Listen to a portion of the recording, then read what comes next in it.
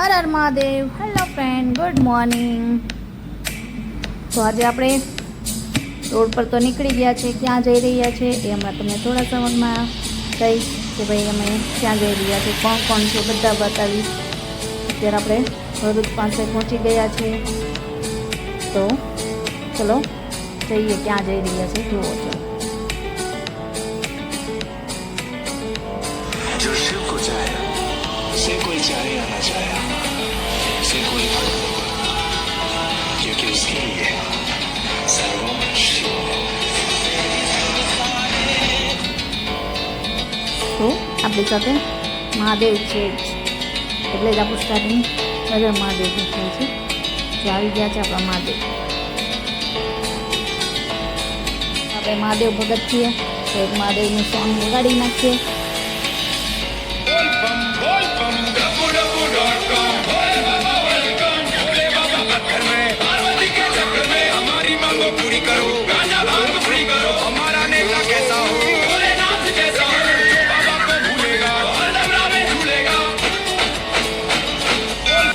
આ સોંગ અત્યારે બહુ ટ્રેન્ડમાં ચાલે એટલા માટે વગાડ્યું છે, બીજું કંઈ એવું છે નહીં. એન્ડ જો આપણે તો મહાદેવ ભગત છીએ. હવે મેઇન વસ્તુ તો મહાદેવના ભગતના હું મારી વાત કરું ને તો મને યાદ છે ત્યાં સુધી હું 3rd કે 4th સ્ટાન્ડર્ડમાં હતી. એટલે ત્યારથી મારા પ્રત્યે મને મહાદેવ પ્રત્યે છે ને થઈ ગયું કે ભાઈ આપણે બસ એમ મન વળી ગયું મહાદેવ પ્રત્યે. તો ત્યારથી છે. ત્યાર પછી ત્યારે આમ જોવા જઈએ ને તો હું ત્યારથી સોમવાર ઉપવાસ કરતી. સોમવાર દરેક સોમવાર કરવાનો, શ્રાવણ મહિનાનો એવું બધા જ સોમવાર ઉપવાસ કરવાનો. તો મેં લઈને 1994-95થી ચાલુ કરેલા, તો 2016 સુધી મેં ઉપવાસ કર્યા છે. દરેક સોમવાર લેવાના. તો તમે વિચારી શકો કેટલા મહાદેવના ભગત હશે. તો હવે લોકો આપણે જોઈએ કોણ કોણ જાય છે.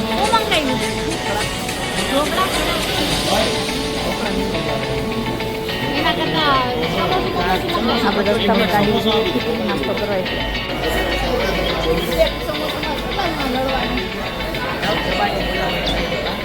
ત્યાર પછી અમે લોકો થોડી વાર ટાઈમ પાસ કર્યો પત્તા રહીમાં.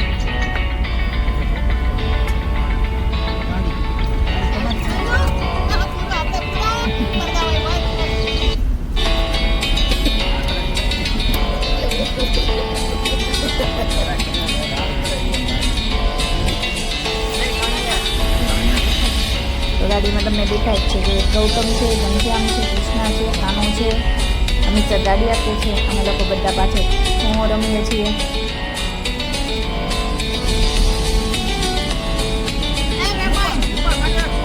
અમિતને અંદર આવતી હતી એનો માવો બનતો તો પાછળ છેલ્લી સુધી.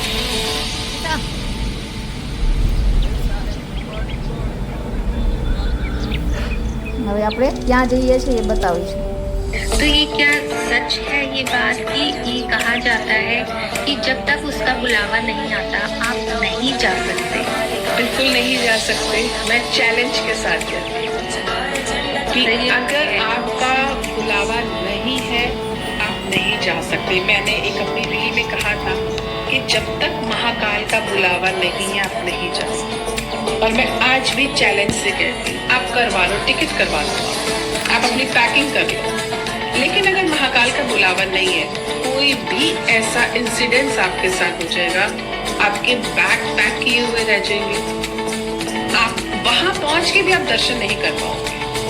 अच्छा, उनका बुलावा जरूरी है. और अगर उनका बुलावा है तो आपके पास नहीं भी है ना पैसे, आप नहीं भी जा रहे, कोई रिलेटिव, कोई फ्रेंड या किसी भी तरीके से आपकी टिकट हो जाएगी.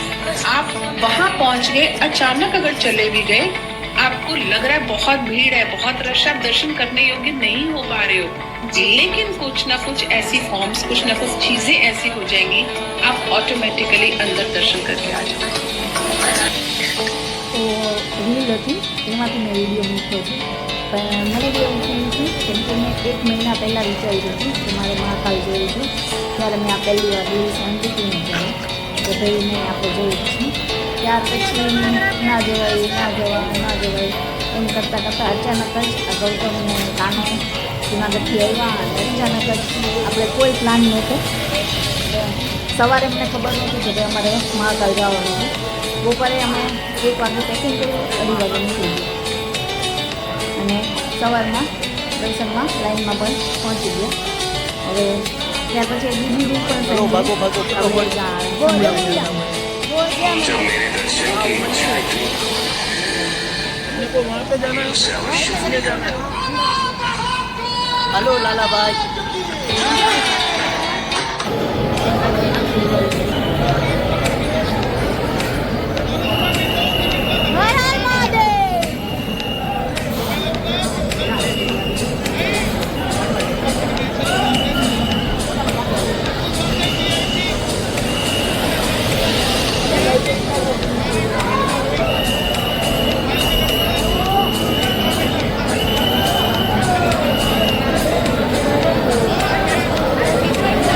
भैया मोबाइल.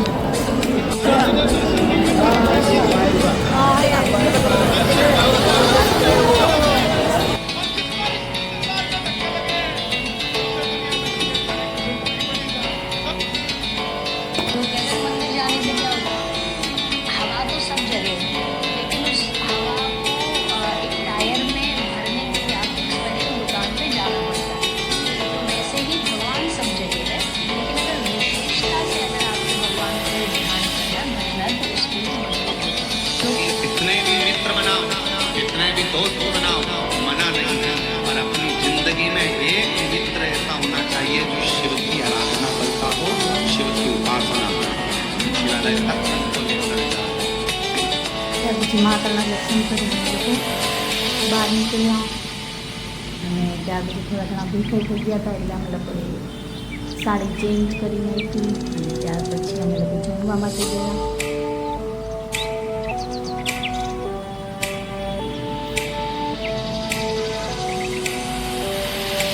મારી ખાસ એક એ છે કે શિવ ભગત એટલા સમયથી હતી, મતલબ 94 થી 2014 સુધી, ત્યાં સુધી લગ્ન નહોતા થયા ત્યાં સુધી એટલા બધા ઘોડા લાઈનમાં ભગત હતા, છતાં બી મેં એક પણ જ્યોતિર્લિંગના દર્શન નહોતા કર્યા.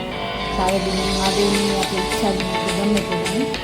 અને ત્યાર પછી મેં 6 જ્યોતિર્લિંગના દર્શન કર્યા છે, બધું જ જ્યોતિર્લિંગમાં અમિત સાથે.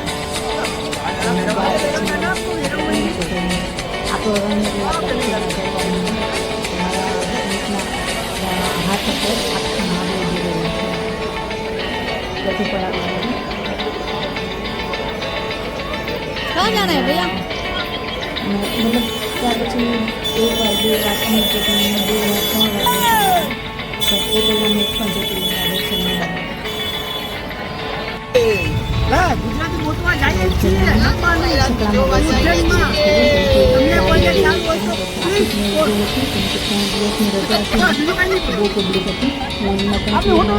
તો ઉજ્જૈનમાં તમે આવો ને તો ગુજરાતી જમવાનું ક્યાંય સારું મળતું નથી, બરોબર. તો વ્યવસ્થિત તમને મળી જાય એવું અમે એવું જ સજેશન આપણે આપશું, બરાબર. પણ કોઈ ખોટું મતવું નહીં, જ્યાં મળે ને ત્યાં ખાઈ લેવું, પેટ તો ખાટું પૂરી, બરાબર. મળીએ આપણે જે વખત તમે અમે જાય છીએ રેસ્ટોરન્ટ રેટે સારું ફૂડ સારું લાગશે ને, બરાબર. જે લોકો આપણે થોડું ઘણું સ્પાઈસી ખાતા હોય એને તકલીફ પાડી દે, એટલી સ્પાઈસી મરચી લોકો વધારે ખાય છે. દસ છે કે ત્યાં તમે ઉજ્જૈનમાં 84 મહાદેવના મંદિર છે. આપણે દર્શન કરશું ખાલી 1 થી 2 ભક્તાન, એનાથી વધારે આપણે કોઈ દર્શન કરતા નથી. તો તમને લોકોને મારો વિડીયો જેવો ગમે છે, જે આપણે કાલ પહેલાંનો એક વિડીયો મૂકીશ. એન્ડ તમે લોકો આવી રીતના સપોર્ટ કરતા છો. મારા વિડીયોને લાઈક કરો, શેર કરો, સબસ્ક્રાઈબ કરો મારી ચેનલને.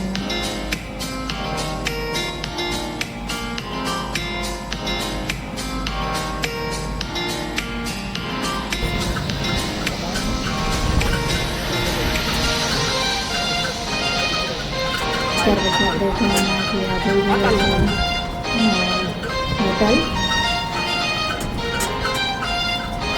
તો ચલો બાય. ચલો મહાદેવ મહાદેવ ખાવા